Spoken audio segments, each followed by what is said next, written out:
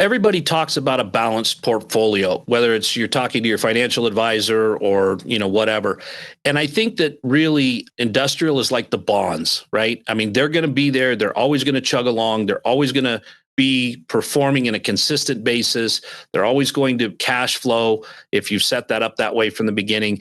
And they're just a stable asset. They also typically trade 1.5 to 2% higher on the cap rates. And so there's always a little bit more meat on the bone when you go into them. Welcome to the Rental Property Owner and Real Estate Investor Podcast, brought to you by the Rental Property Owners Association, where real estate investors have found success since 1968. I'm your host, Brian Hamrick from Hamrick Investment Group. This episode is sponsored by Green Property Management, managing everything from single-family homes to apartment complexes in the West Michigan area. Find out more at greenpropertymgt.com. And RCB and Associates, helping real estate investors and small business owners navigate the complex world of health insurance and Medicare benefits at rcbassociatesllc.com. Hello and welcome to episode 412. One of the hottest real estate asset classes right now is industrial. On the surface, industrial investment sounds great. You have a few tenants who pay their rent, all the bills, and sometimes even the property tax. But is it as easy as that?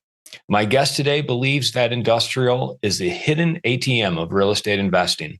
Shannon Robnett is a real estate developer with a principal focus on multifamily and industrial real estate in the greater Boise, Idaho area. He's been in this market for over 27 years. He's a second-generation builder and developer and has been involved in over $425 million of construction projects. Shannon, welcome to the show. Thank you very much, Brian. I appreciate the introduction.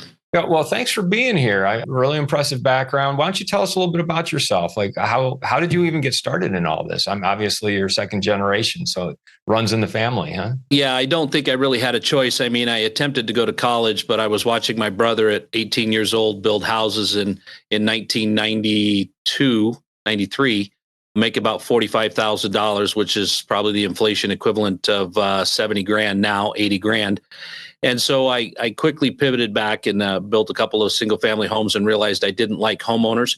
So I got into the commercial world, built everything from police stations, fire stations, medical facilities, office, warehouse, even did some specialty construction stuff with tenant improvements. And what I found along the way is that, building for other people is great, but the minute you're done, you've got to go look for another job. That same year, I kind of watched my parents retire on cash flow with industrial projects. And I've watched over the last 25 years as they've been retired, every time the economy hands out more inflation, they pass that through their tenants, and they've been living the same lifestyle for 25 years. Let's talk about industrial, because obviously your parents did very well with it. You believe it's the hidden ATM. Give us the basic 101 of industrial, because on this show, we've talked about all the asset classes. I know we've touched on industrial, but I don't think we've ever really gotten into the details of how industrial works as an asset class. So could you kind of give us some of that background? The four major highlights of industrial that I like is, number one, they're businesses, and businesses don't like to move locations. When a tenant wants to leave you in multifamily for $40 to move down the street, they can pretty much pack up all their stuff in a weekend, move down the road, and they can, set up in the new apartment and be fine. But when you're talking about moving a business, you're talking about closing the business. The employees are now being paid to move equipment. They're not making product. They're not doing the things that generate money for the business. So business owners are sticky. Number two, as you mentioned, all of the costs associated with the operations of the building are a pass-through to the tenant, including not only the property taxes, but the insurance, the maintenance, the property management, repairs. All of those kinds of things are passed through the tenant. And the reason for that is because you tend to sign 3 to 10-year leases. And the only way to be fair to both sides is just to create an expense account that says, these are the things that we paid on your behalf, Mr. Tenant. Those may fluctuate and you may be responsible for the additional costs. The number three thing is, people that are running businesses have balance sheets. They're actually signing a personal guarantee on the space that's worth something. Not saying that your average tenant isn't going to pay his bill, but Brian, we know that that's probably not true if they leave in the middle of the night in the middle of a lease. And the fourth thing is that these spaces are very, very simple. You're talking about putting an office or two in, you're talking about putting a bathroom in, something that from tenant to tenant is pretty indestructible. It's four walls, a roof that doesn't leak, and a place to conduct business. So they really do have the opportunity to provide very, very hands-off operations, and they have multi-year leases that give you that stability. Take us through an example of one of your own industrial projects, and perhaps one that you built from ground up, and why you built it, and how it's performing. Well, Brian, one of the things that we love in the industrial space is when people think of industrial, they think of heavy cranes and yards full of junk and all that kind of stuff. We love to stay in the what's primarily called the flex space, and that's usually a 2 to 10,000 square foot tenant. They have very simple requirements.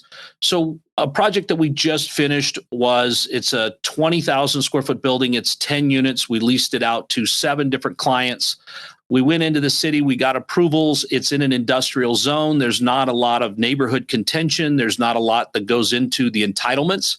So we were able to complete that project fairly quickly. I think from the time we went under contract on the ground until we were complete and tenants were moving in was right about 13 months. So it was a very fast process.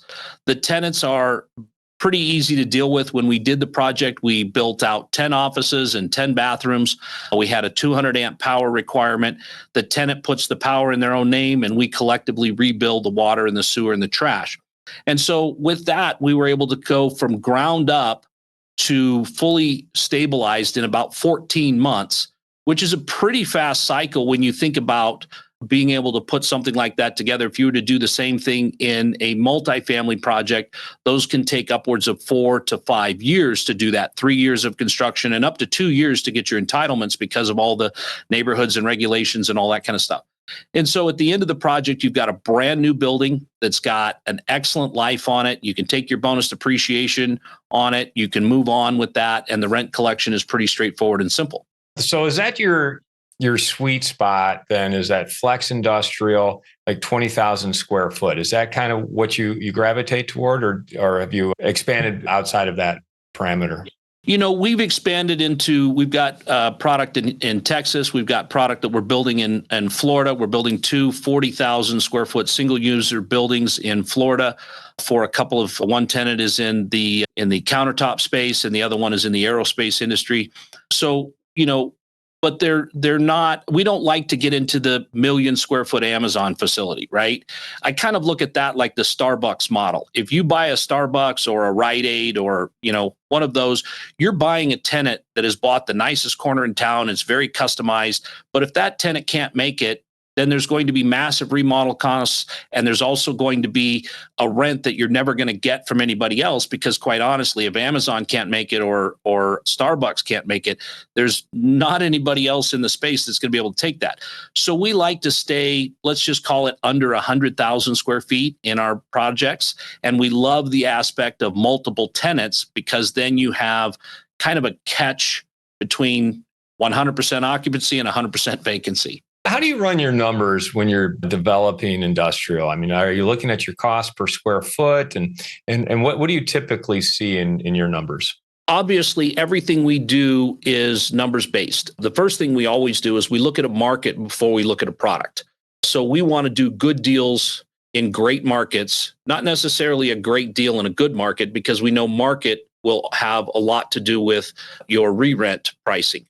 And so once we've identified the market, then we go into that market. We work with general contractors in that market to come up with pricing. And typically on warehouse, you're anywhere from $125 to $165 a foot to build, because you're usually dealing with something that's 20 plus feet tall on the interior.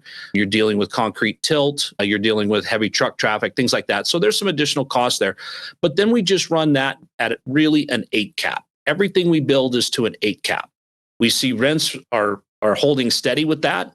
We see interest rates. Everybody's panicking because interest rates are rising. But Brian, like you mentioned, I've been doing this for 27 years. These are the interest rates I'm used to, right? These are the interest rates that I've always underwritten to.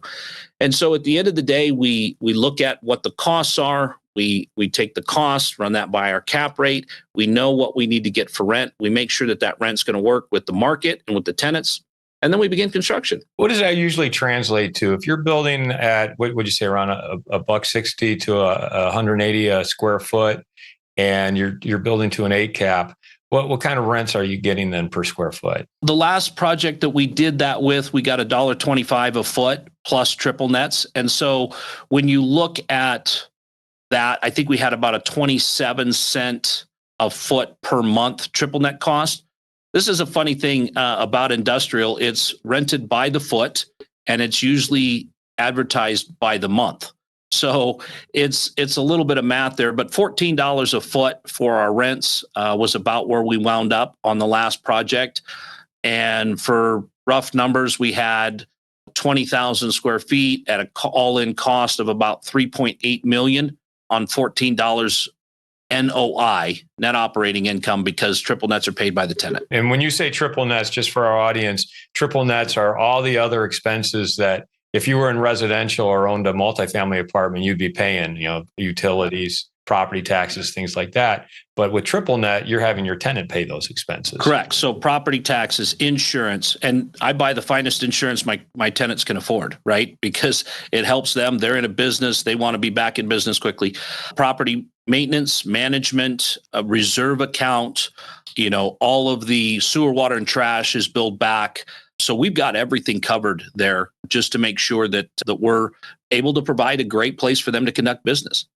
So when you have a triple net industrial, what are you paying? Like as the owner, what are you paying per month on that? Then is there any expense?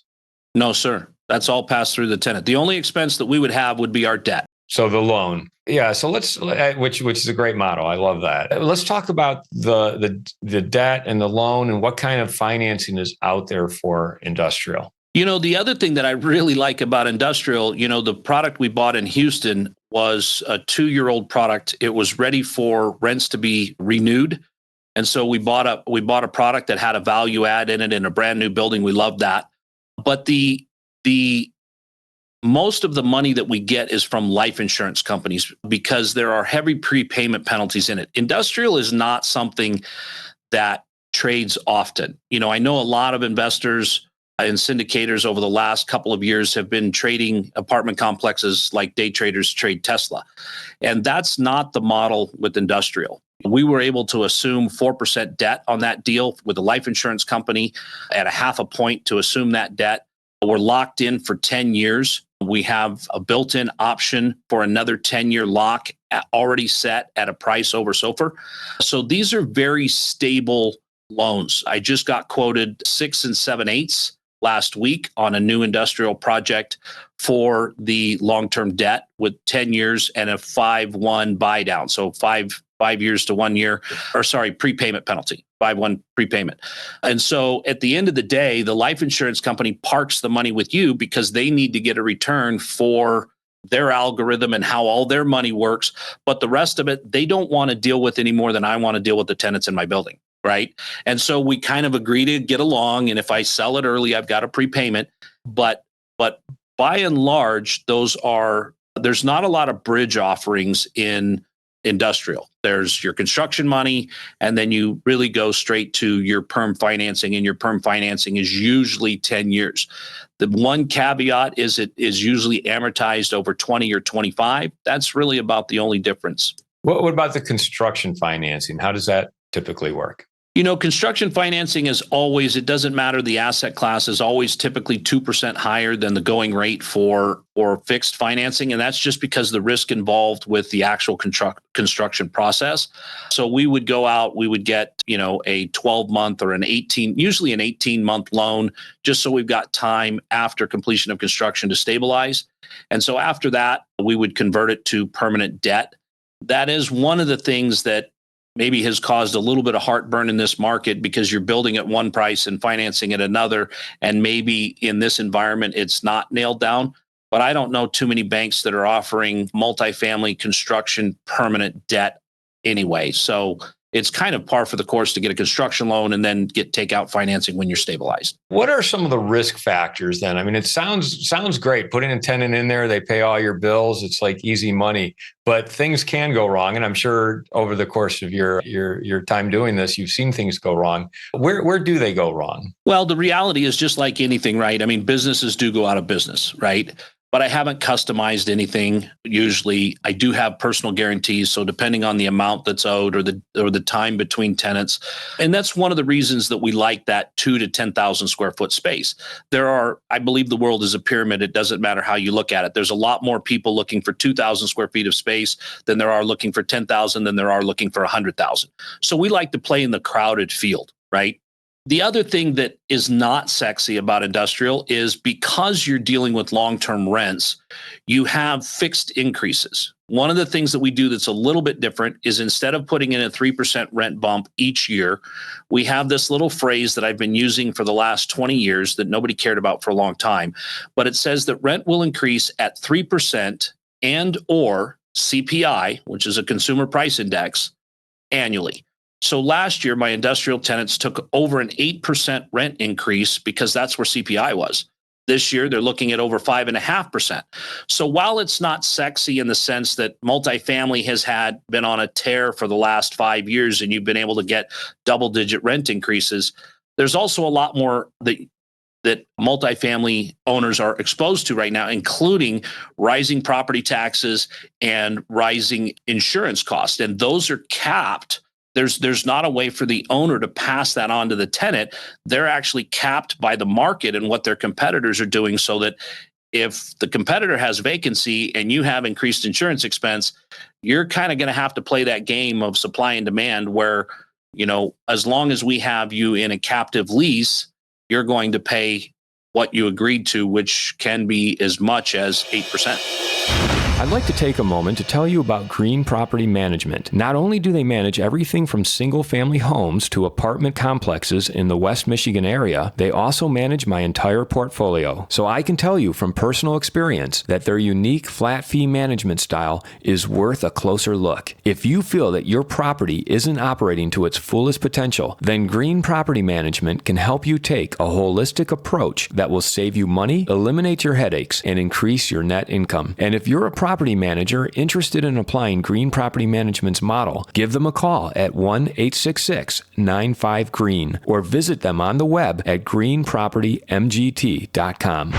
If you're thinking of leaving your W-2 job and becoming a full-time real estate investor, one of the greatest costs you must consider is healthcare for you and your family. When I made this transition myself, I found the whole healthcare insurance process to be confusing and frustrating. That's why I'm glad I met Chad Creasy at RCB and Associates. Chad is a professional health insurance agent who helps real estate investors and small business owners understand and choose their best healthcare options. And best of all, his services are covered by the insurance company and won't cost you a dime. If you live in Michigan and are expecting a change in your healthcare insurance coverage for any reason, or losing employer coverage or transitioning into Medicare, then you owe it to yourself to contact Chad Creasy at rcbassociatesllc.com. Shannon, what kind of tenant quality do you look for? I mean, when you're putting tenants into your industrial, what makes a good tenant and what makes a not so good tenant that you might say no to?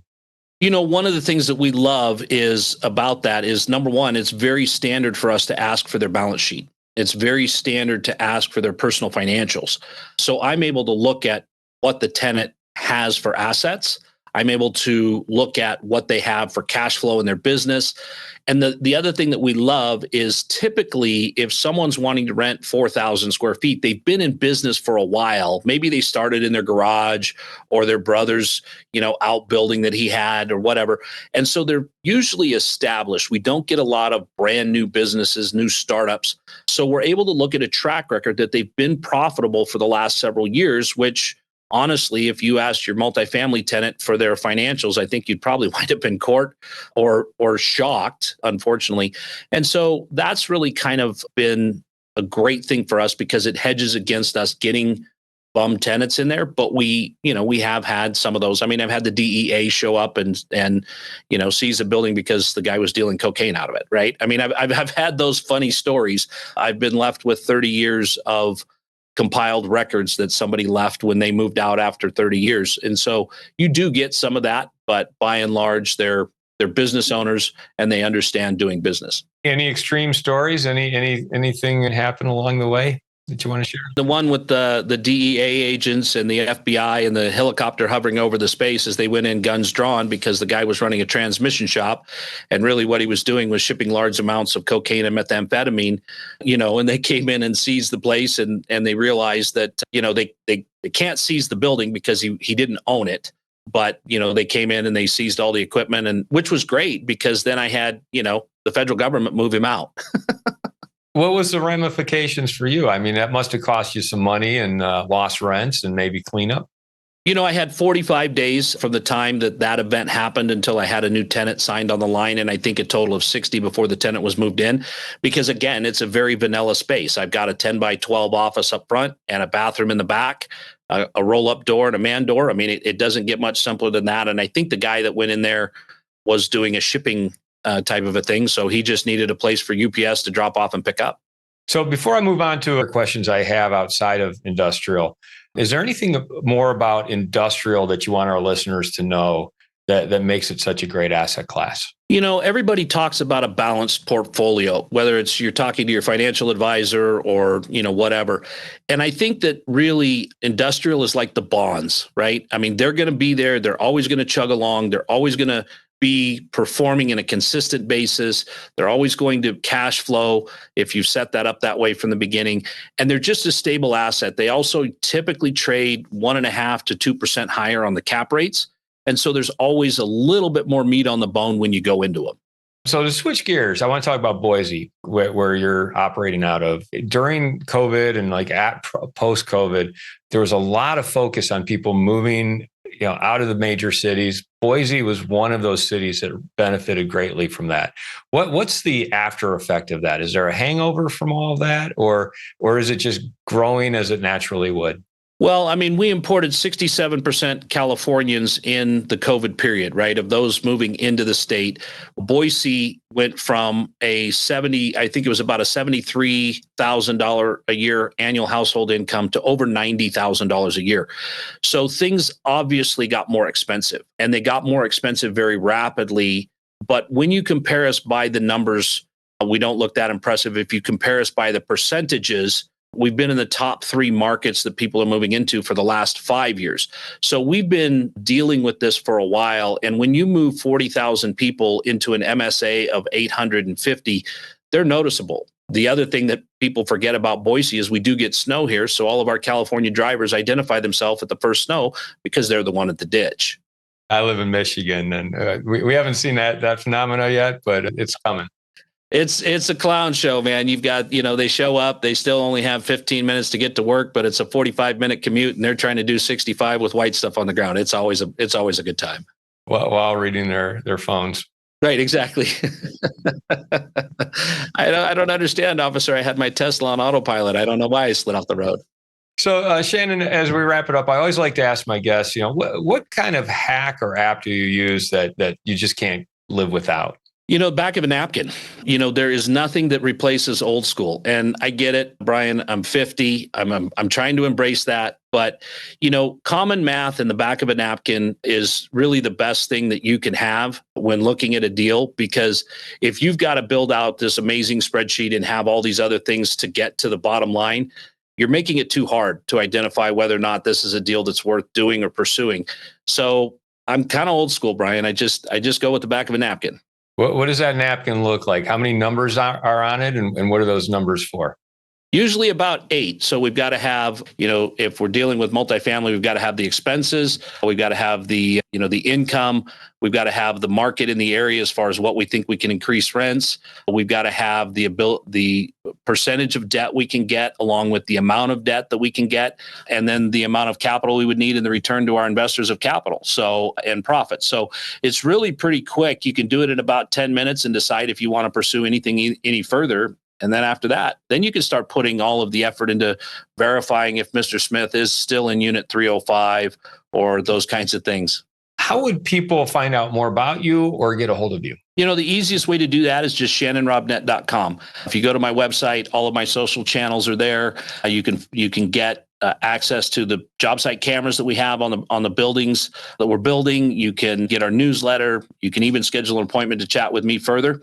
I'd love to do that for your listeners. Thanks so much for coming on the show and talking about industrial. Really interesting conversation and fascinating asset class.